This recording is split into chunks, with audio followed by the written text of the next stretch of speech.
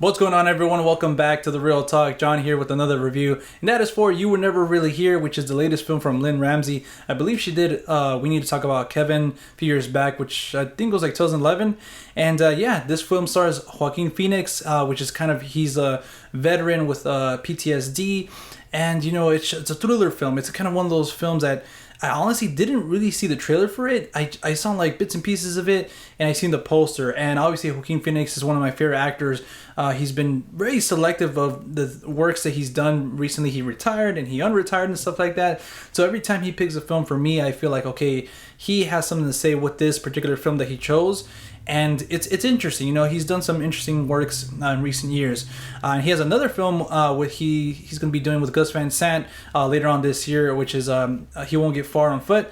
And yeah. So with all that being said, and you know, when I found out that Lynne Ramsay was directing this, director of We Need to Talk About Kevin, which stars Ezra Miller, which is now The Flash.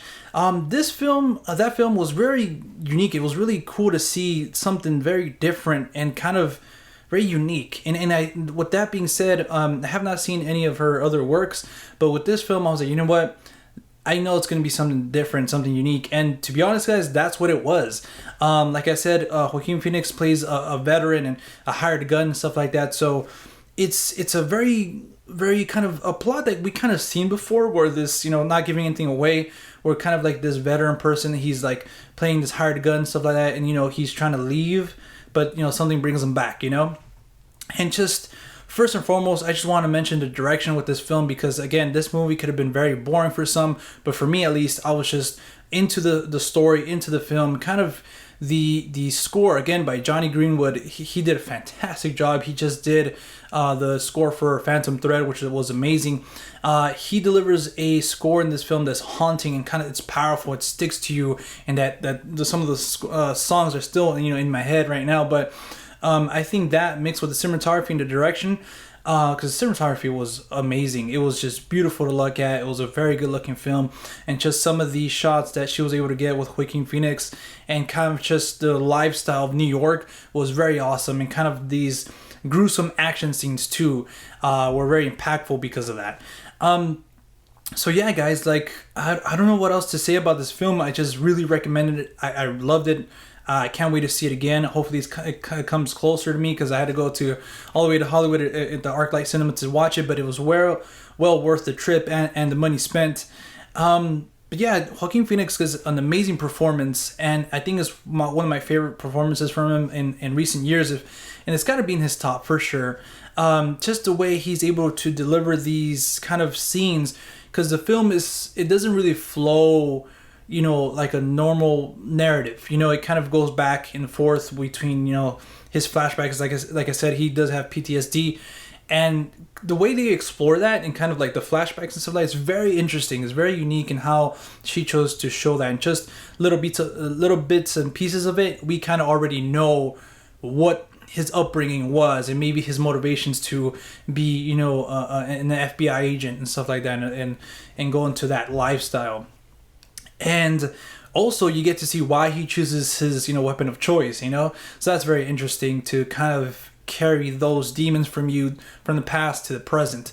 And yeah, like I said, his performance is just awesome to see him play one of these guys, where you definitely have to be an actor that knows range from just calm and collective, and just, you know, reserve to 100 real quick. And I feel like some of these moments in the film, they did that. Like he was just doing something, and it's just bam, like it just development turns up to 11, and just these intense, thrilling moments happen, and you're honestly invested. And at least I was. And also the little girl, man, I can't really pronounce her name. It was something like, all right, so it was Ekaterina Samsonov.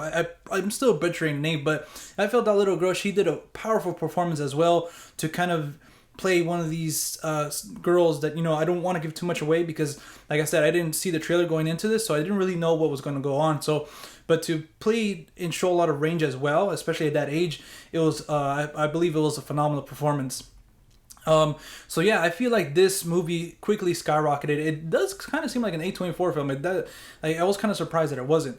But this one quickly just skyrocketed to my top 5 favorite films of the year so far. And it's still very early on to kind of say that, but I really love this film, and really just, kind of appreciated the filmmaking that went behind this and what Lynne Ramsay was able to get, again, from a combination of his performance, Joaquin Phoenix's performance, the cinematography, the story, the score from Johnny Greenwood. Just everything about this film made it impactful and powerful, and I definitely want to see it again.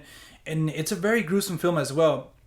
But it doesn't really it's not like a torture porn film where they focus on that as well. So I thought that was very smart. And again, without spoiling anything, the ending is kind of bizarre, but I liked it. I really liked the ending. Kind of makes you question some things, but it's bizarre. When that, like, something happened, I was just like, well, you know, you kind of you kind of could have seen that coming, but at the same time, you know, it's kind of I don't want to give too much away. But with all that being said, guys, hopefully I did justice enough to this movie to kind of, I didn't really do my traditional review style and positive and negatives, to be honest.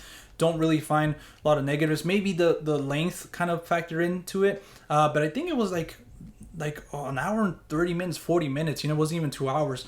But maybe the pacing a little bit, just a bit. But that's, again, I'm trying to nitpick at something that I can find, like a flaw that I can find with the film. But if there's nothing, then there's nothing. So all that being said, to be honest, I'm really thinking about it, and in some parts it was emotional.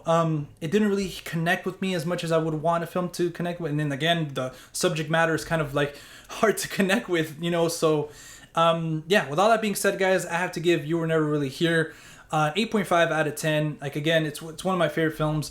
I would have liked to have been more connected with it emotionally, again, but like the subject matter is very hard for that. So I don't know, maybe my second time watching this film, it'll probably be bumped up to a 9. It's very close to that. But yeah, with all that being said, guys, if you guys have seen the film, let me know in the comment section down below what your thoughts were on it. You guys agree with me, disagree with me? And guys, the Road to Infinity War is continuing. So I did put out earlier today my Avengers Age of Ultron review, so check that out. And last week I dropped a whole bunch of videos, guys, so make sure to check all that stuff in my channel if you guys haven't. But if you guys want to follow me outside of YouTube, you guys can at The Real Talk with 2 Ks on Instagram and Twitter. You guys can also follow me at Stardust, just at The Real Talk, doing my early reactions to TV and stuff, and movies as well. But yeah, until next time, I'll see you at the movies. Later, guys.